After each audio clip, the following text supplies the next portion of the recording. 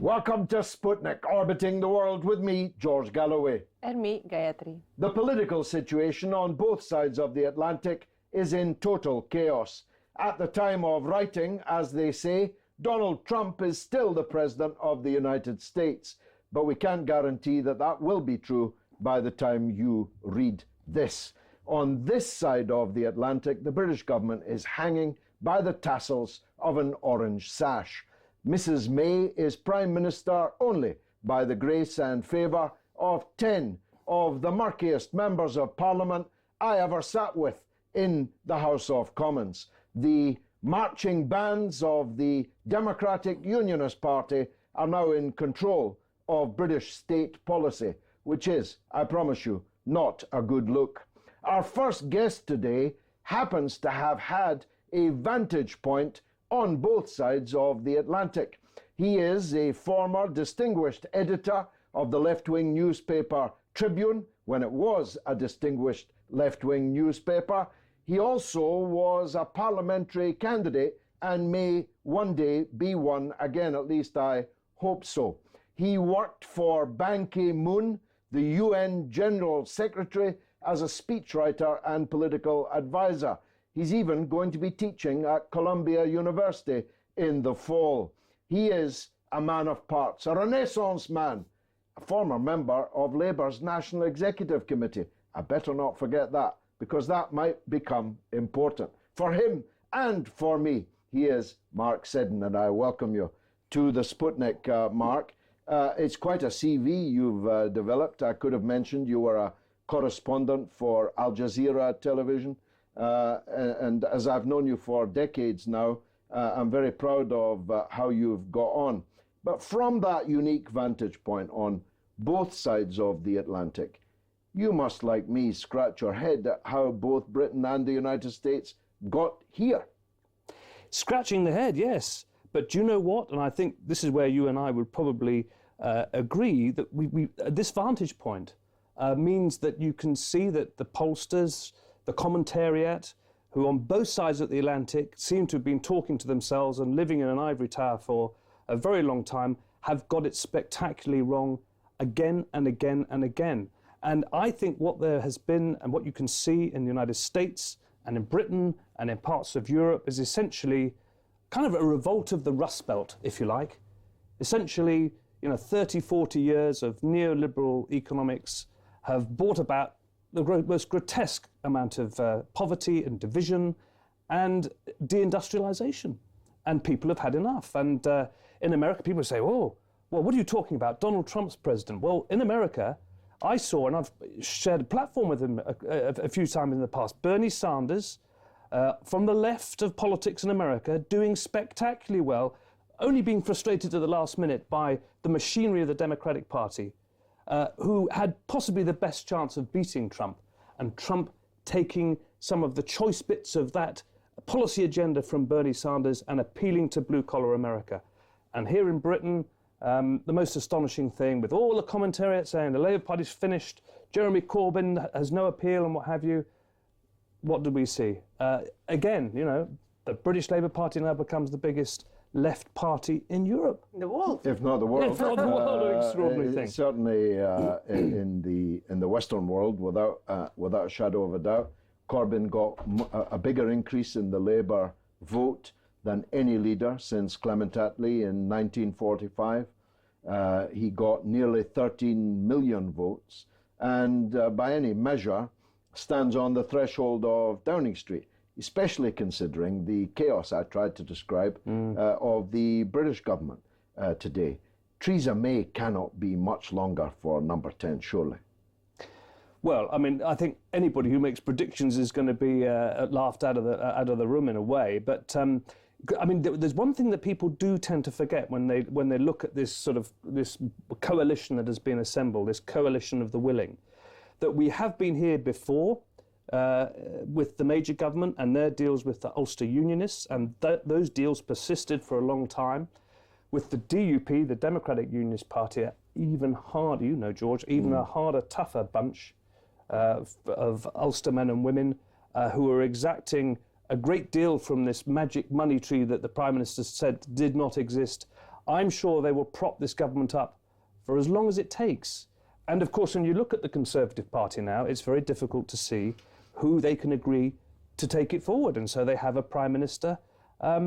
Both wings of the Tory party will want to manipulate over Brexit. I mean, possibly she does continue for longer than some of the commentators think she might. Well, that's an interesting perspective. I myself think she'll be gone by the time of the conference. There's all kinds of strange things happening.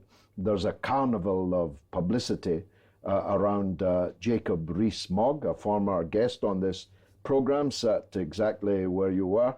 To me, he's like Sir Alec Douglas-Hume on laughing gas, but he's being punted as a serious leader for the Conservative Party. Yes, really.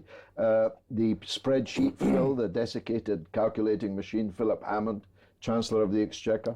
David Davis, the only man who can strangle someone with piano wire, which a skill he learned legitimately. Well, yes, with the SAS. And I actually think of all of them that you just mentioned and others that I've seen talked about, David Davis would be possibly pose the bigger threat to the Labour Party. I think that he has an appeal. Yeah. There's something quite natural about him, and he has a backstory that's interesting and real to people. So, you know, he's not a creation of We've had 30 years of technocratic politicians. And PR men. And PR men.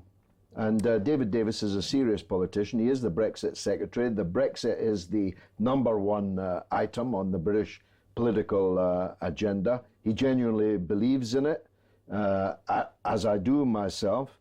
And so I'm hoping he is the Prime Minister, because at least he'll be able to deliver what the British people voted for. And he too sat here. And he also is a former guest of ours. But the Rust Belt point that you made, I'm particularly keen on, because that's what won it for Trump.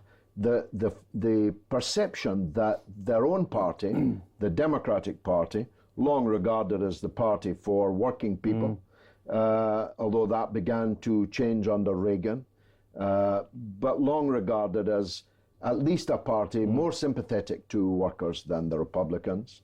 The workers there in Michigan, in Pennsylvania, and other such states, Wisconsin and others, they went for Trump because the Democratic Party seemed no longer to represent them in any way. And the same was true of Labour under the Blair era, wasn't it? Yes, it was. I remember the first talk of triangulation, the New Democrats under Bill Clinton, Tony Blair coming back and writing a piece for the Evening Standard. He was taken by all of this. And to also Gordon Brown. I mean, he went and came back with all this stuff about endogenous growth theory and all this, having sat there and listened to the chairman of the Federal Reserve. We've had of all of this, and there is a revolt, and it's fascinating when you think of that Trump appeal. It did cut right through, and it cut beyond. I remember this is last September in New York, watching the television and hearing the CEO of Ford saying, in 4 years' time, we're going to move all small car auto production to Mexico. And I said to the person I was with, I bet Hillary Clinton has nothing to say about that. And of course, she had nothing to say about it. The following day, Donald Trump at the New York Chamber of Commerce says to the CEO of Ford, you don't do this, I will stop you. And that is when it kind of dawned on me that you could see why this was this great appeal to the American blue collar, who have just seen whole swathes of their industry wiped out by NAFTA and free trade agreements. And Trump's people stole a lot of Bernie Sanders' policies. And the rest, as we say, is because the latest polls actually show that Bernie Sanders is now the most popular politician in the US. So he's not competing on the left-right side. He's You know, it's about... It's a terrible indictment on the Democratic Party that they blew $1 billion on the Hillary Clinton presidential campaign, and they lost in those very areas that they ought to have been able to put in the bank before they even started, working class, industrial America. And yet, all they seem to be able to do is try to blame Julian Assange, WikiLeaks, Russia, anyone but themselves. Is that, from your US experience, true throughout the Democratic Party? Is there a layer in the Democratic Party that can see the truth in this whole picture or not? Yes, I think that the Democratic Party has become populated by a lot of youngsters, as is the case here with the British Labour Party. And they know that the whole Clinton third way, that's passé. It's like New Labour. It's past history. It's out of the door now. The point about Hillary Clinton and the Democratic Party machine talking incessantly about Russia is that doesn't really cut it with the people they've got to win back. That's not to say that it's not important if it is the case that Russia was interfering with American elections, but mind you, America has interfered with lots of elections elsewhere, so it all goes on. But this is not an issue that matters hugely with most ordinary Americans. And of course, with a lot of Donald Trump's, but this is the danger. I mean, I'm of the left. I'm not American, but I don't like the Trump presidency.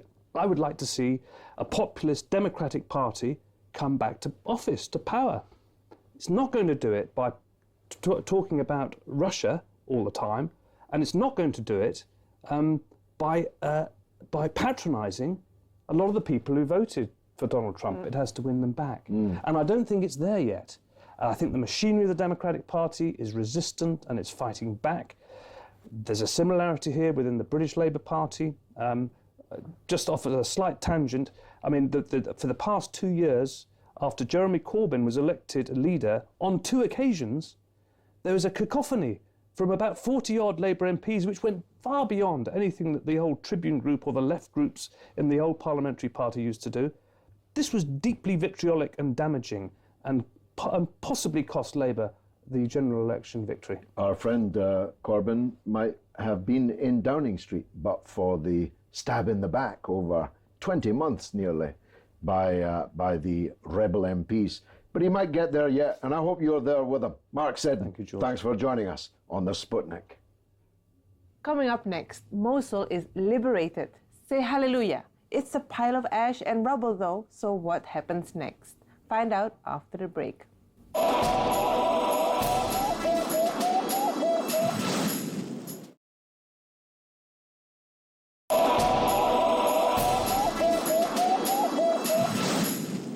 Welcome back to Sputnik. Mosul is liberated from a Khmer Rouge style of hell. It has been at the year 0 or less under ISIS. But what happens next? And in Raqqa, the Syrian capital of the evil empire, the US forces are reportedly in the streets. The problem is neither liberating army is entirely welcome for the people of Mosul or Raqqa, which is why attention turns now to life after ISIS. Joining us to explore this terrain is writer and commentator Dr. Marcus Papadopoulos. Very good to see you back, Dr. Marcus. If the US are in Raqqa, this means that there's a US-occupied city in the Syrian Arab Republic. And the Syrian government and its allies don't want it there.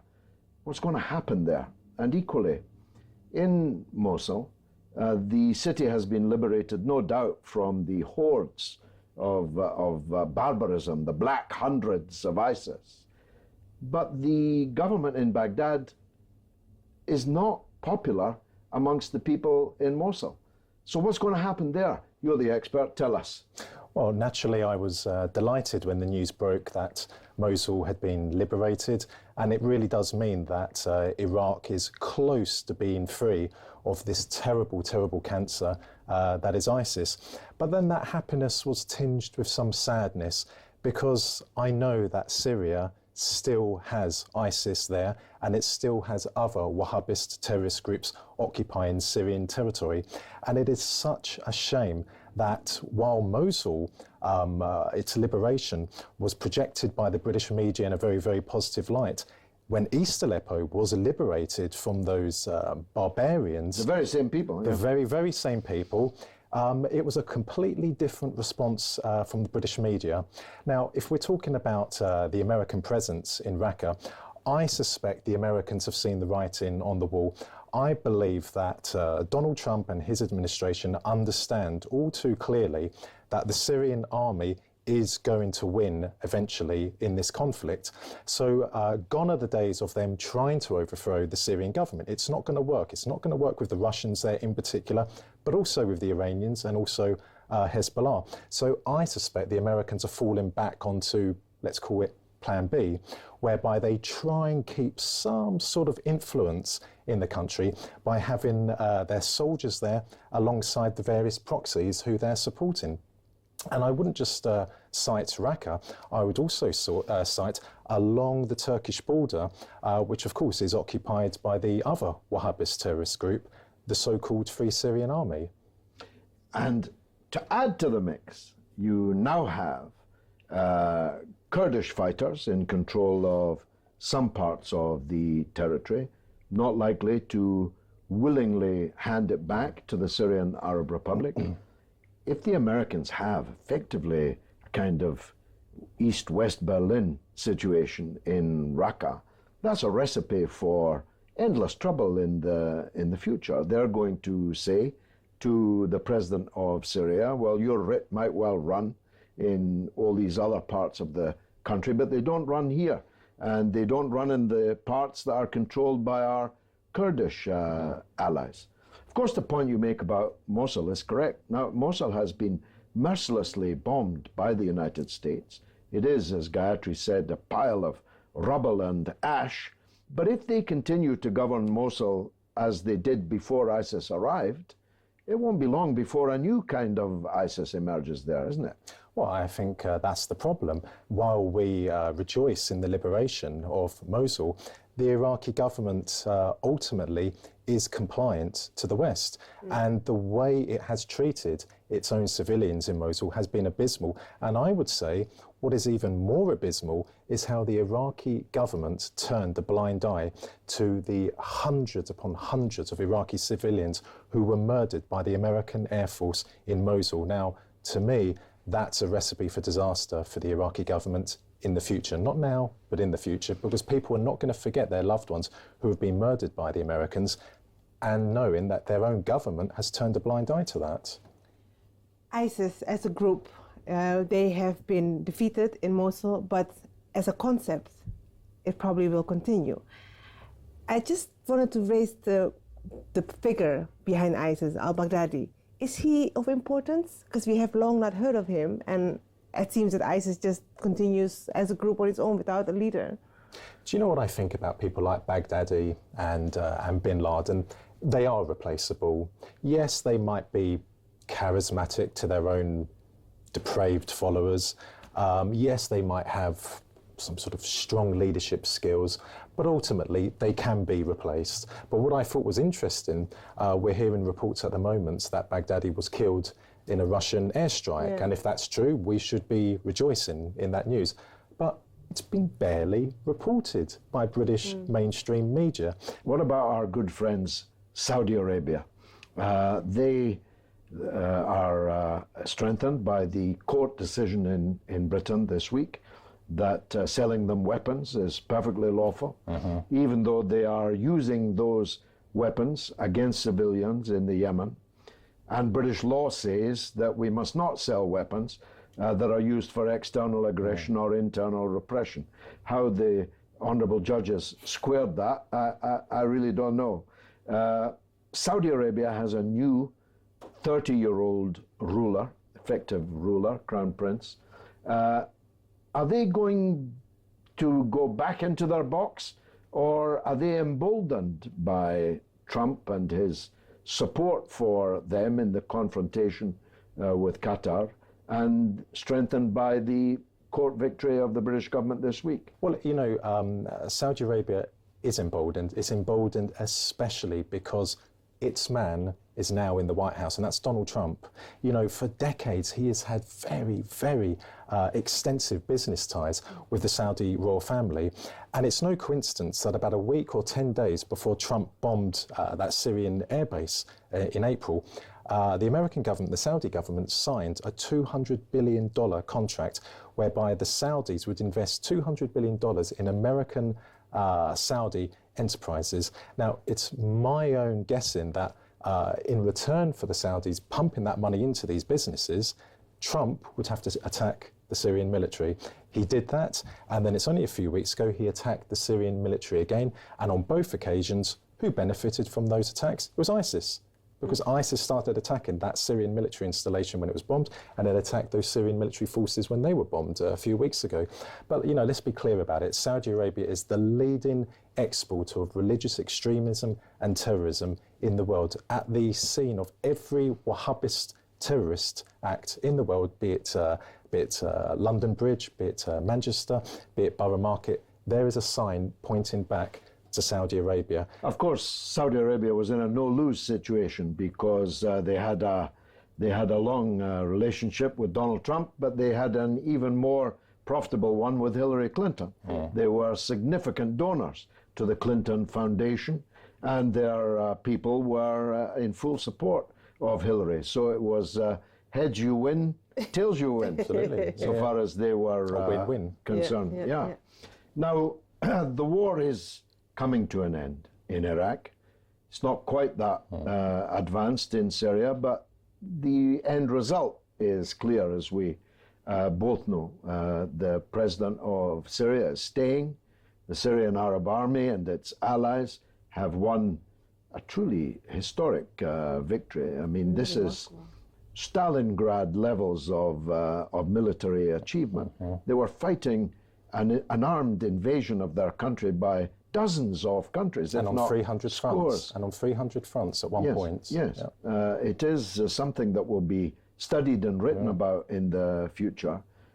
But as Gayatri was, I think, implying, the idea of ISIS, the idea of Al-Qaeda, emerged in the first place because of the rottenness of the leadership in the Muslim world. And that hasn't gone away. And therefore this phenomenon will morph somehow, somewhere, sometime into something else. The problem of dictatorship in the Arab world is something that has to be tackled, doesn't it? Because this is the swamp in which these people swim. Well, I think, like with many vile ideologies like Nazism, that was defeated 70 years ago, but 70 years on, you still have a significant number of people who are following it. And of course, we've seen a re-emergence of Nazism in Germany, but also we're seeing it in the Baltic states as well. So in Latvia, in the Ukraine. Absolutely. Well, every year in Tallinn, the capital of Estonia, and every year in Riga, the capital of Latvia, there is a parade by veterans of the Waffen-SS, which has never been condemned by the European Union or America, which says something there. But I think that the ideology of ISIS, Al-Qaeda, is going to be kept alive because, as I said, these ideologies will always have followers. But ultimately, as well, as you said, George, the governments in these countries, they're responsible. But look, this Wahhabist terrorist threat posed to the world is only the force it is because of the West. If the Americans and the British stopped supporting Saudi Arabia and really confronted them in a hardline way, Wahhabism is not going to disappear, but it will be a weakened force. And I think it is absolutely objectionable how there are Saudi mosques in this country and religious schools in this country which are promoting Wahhabism, which are promoting hatred for anyone who does not follow Islam. Their interpretation of Islam, and they should be closed down. They should not be allowed in this country. Dr. Marcus, thanks for joining us on the Sputnik. And now it's your turn to tell us what you think through the portals of social media. What's rattling, Gayatri? So, Mosul liberated, what next? Daniel J. King says, I guess we lose all interest and ignore the internecine struggling between armed groups in the rubble as traumatized civilians struggle on. I must say the footage of the people emerging from the rubble, it was, for me, redolent of the liberation by the Red Army of the Nazi death camps, the emaciated, shocked, utterly bewildered people. One can only imagine the kind of hell on earth that they've been living through. And that's all the tweets we've got time for today. Which, alas, means that's the end of the show. But you can stay in touch with us on Facebook, Sputnik on Russia Today, or Twitter and Instagram, RT_Sputnik. Goodbye from me, Gayatri. And from me, George Galloway. It's been marvellous.